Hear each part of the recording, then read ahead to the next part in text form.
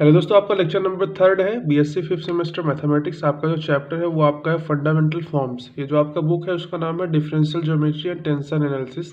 तो आपका जो डिफरेंशियल ज्योमेट्री का ये आपका 3rd चैप्टर है फंडामेंटल फॉर्म्स, जो कि सरफेस में इसको हम पढ़ रहे हैं। तो इसमें आपका जो आज का पहला हेडिंग है वो है कर्व ऑन द सरफेस। तो मैंने आपको सरफेस का इक्वेशन बताया था, क्या था, R vector is equal to are vector of you comma V. और आप जानते हैं कर्व को हम सी से रिप्रेजेंट करते हैं। तो आइए इसका डेफिनेशन नोट करते हैं कर्व ऑन द सरफेस का। तो आप साथ ही साथ इसको नोट करते चलिए। लिखिए curve C on the surface,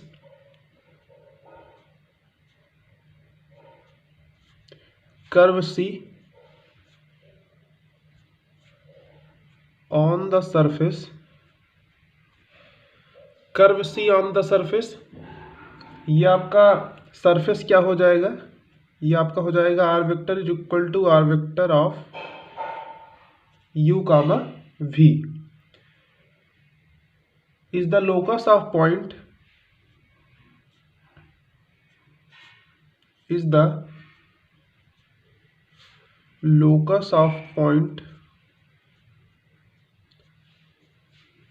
whose position vector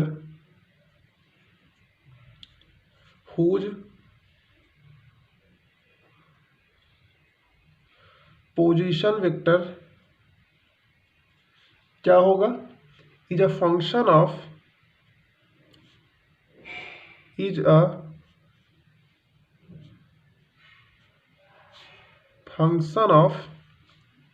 single variable parameter, single variable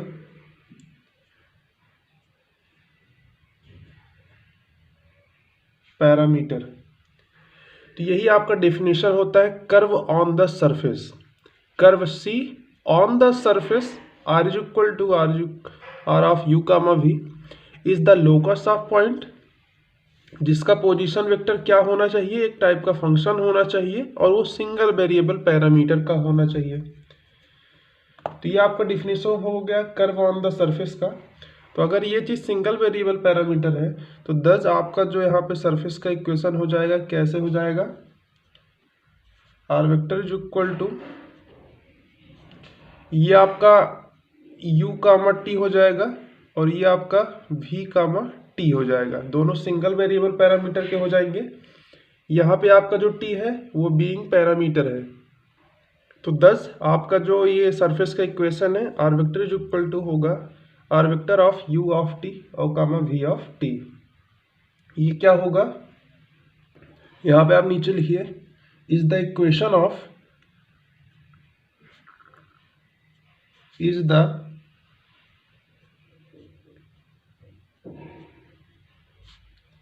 equation of curve on the surface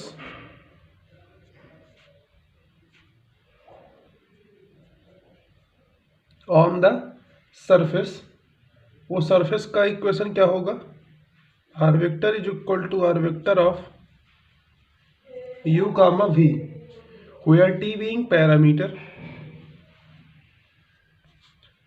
where T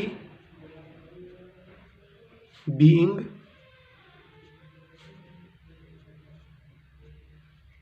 parameter. तो ये हमने बात कर लिया कर्व ऑन द सरफेस के ऊपर। तो आपको अगर पूछा जाए कर्व ऑन द सरफेस के बारे में डिफाइन कीजिए तो आपको इतना ही लिख के आना है। क्या लिखेंगे, कर्व सी जो है on the surface are vector is equal to are vector of you comma we is the locus of point whose position vector is a function of single variable parameter, जिसका पोजीशन वेक्टर कैसा है, एक type का function है और वो single variable parameter का है। तब इसका इक्वेशन क्या हो जाएगा सरफेस का, r vector is equal to are vector of u of t comma v of t. ये इक्वेशन क्या होता है, ये आपका कर्व ऑन द सरफेस का इक्वेशन होता है, जहाँ पे आपका सरफेस ये है वेयर टी, और आपका टी क्या होता है, टी आपका बीइंग पैरामीटर है जो कि सिंगल वेरिएबल पैरामीटर का यहाँ पे यूज हुआ है। तो इसको हम कहेंगे कर्व ऑन द सरफेस। अब हम बात कर लेते हैं पैरामीट्रिक कर्व क्या होता है। तो आप नेक्स्ट हेडिंग में नोट कीजिएगा पैरामेट्रिक कर्व।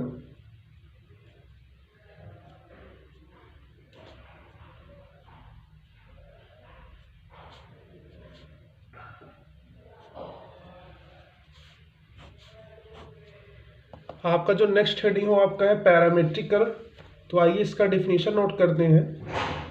इसका डिफिनीशन ये है कि आपका जो कर्व सी है on the surface are vector is equal to are vector of you comma we is said to be, उसको हम पैरामेट्रिक कर्व कब कहेंगे? If it can be obtained by taking, क्या लेके किया जाए?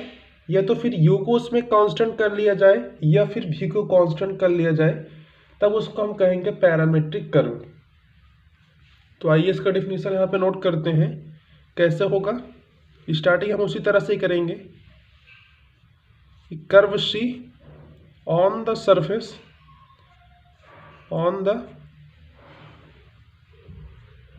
Curve C on the surface, और यहाँ पे सरफेस का इक्वेशन लिखेंगे R vector is equal to are vector of you comma V. क्या होगा? Is said to B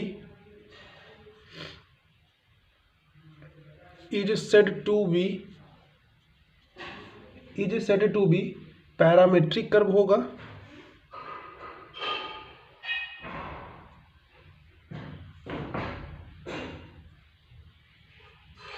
is said to be parametric curve if it can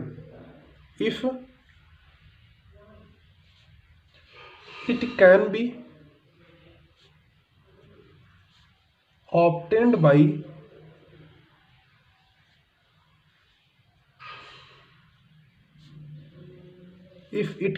obtained by taking, क्या take किया जाए? या तो हम उसमें u को कांस्टेंट कर दें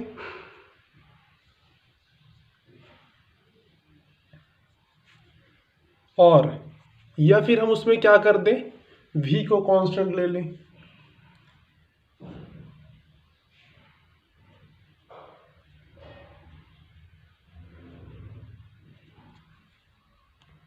तो यही आपका हो जाएगा पैरामेट्रिक कर्व। क्या हो जाएगा?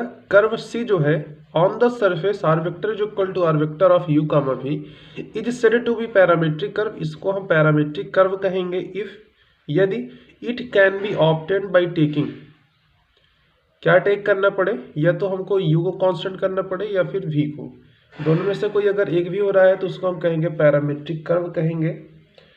अब यहाँ पे आइए थोड़ा हम u कर्व और v कर्व के बारे में जान लेते हैं कि ये क्या होता है। तो व्हेन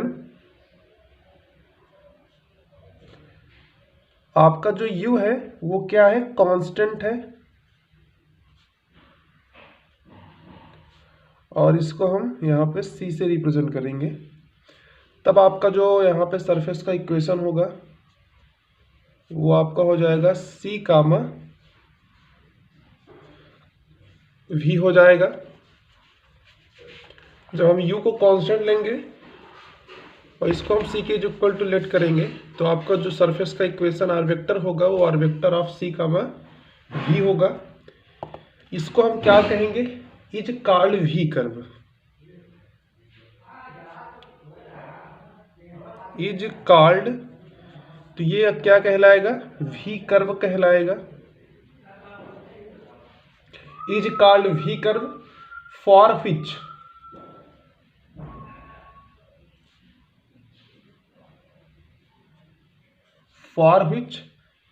आपका जो R2 वेक्टर होगा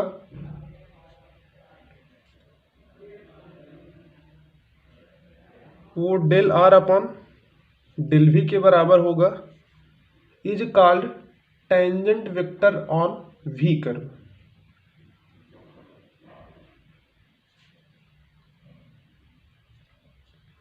इज कॉल्ड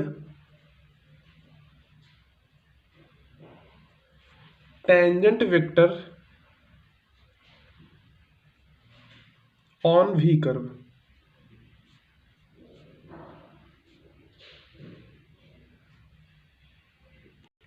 तो ये हमने बात किया v कर्व के ऊपर। जब आपका u जो है वो कांस्टेंट है और इसको हम c के इक्वल टू लेट करेंगे तो आपका जो सरफेस होगा वो r of c comma v होगा, इसको हम कहेंगे वी कर्व कहेंगे, फॉर विच जिसके लिए आपका जो R2 वेक्टर है वो del r upon del v के बराबर होगा, और ये आपका क्या कहलाएगा, tangent vector on v curve.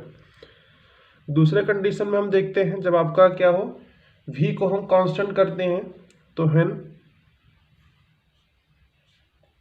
आपका वी क्या हो, वो कांस्टेंट के बराबर हो, और इसको हम कांस्टेंट को सी से रिप्रेजेंट करेंगे, तब आपका जो सरफेस का इक्वेशन होगा क्या होगा, u कामा सी होगा, क्या हो जाएगा, u कामा सी, और इसको हम कहेंगे इज कॉल्ड,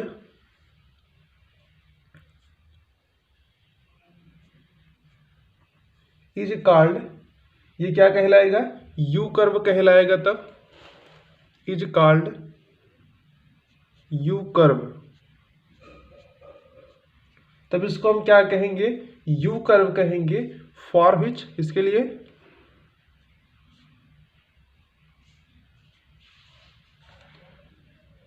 यहाँ पे आपका जो R1 वेक्टर है वो किसके बराबर है, del r vector upon del u के बराबर है,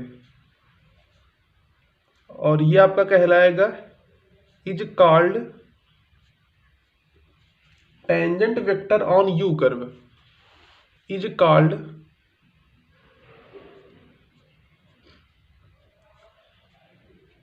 टेंजेंट वेक्टर ऑन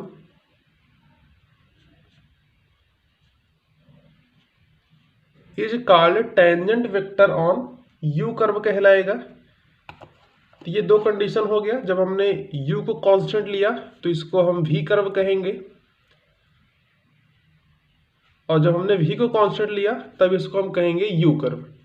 दोनों के लिए आपका सरफेस का इक्वेशन अलग अलग है, और इसमें हम R2 is equal to del r upon del v लेंगे, यहाँ से आपका जो R1 होगा वो del r upon del u के बराबर होगा। ये जो आपका R2 is equal to del r upon del v है, इसको हम कहेंगे tangent vector on v curve, और ये आपका कहलाएगा tangent vector on u curve.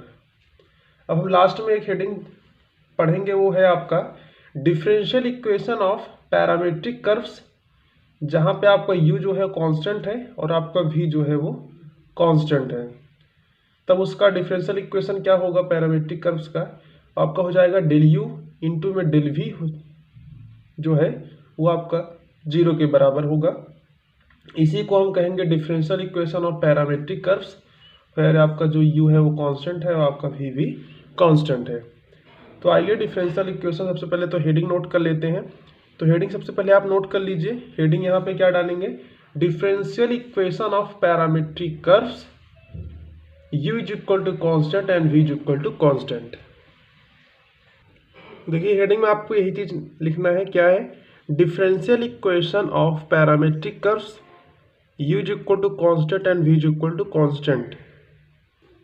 तब आपका इक्वेशन क्या हो जाएगा, इसके बाद आपका जो इक्वेशन है वो आपका हो जाएगा डेल u इंटू में डेल v, यही आपका इक्वल टू होगा 0 के।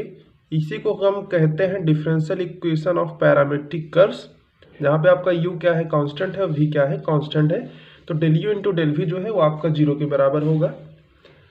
तो आज के इस वीडियो को हम यहाँ पे एंड करते हैं, इसके बाद हम इस पर बेसिस न्यूमेरिकल्स को सॉल्व करेंगे, आपके जो भी क्वेश्चंस हैं इसमें। तो अगर वीडियो को पसंद आया हो तो हमारे चैनल को सब्सक्राइब करके बेल आइकन को प्रेस कर दीजिए। Thanks for watching this video, have a great day.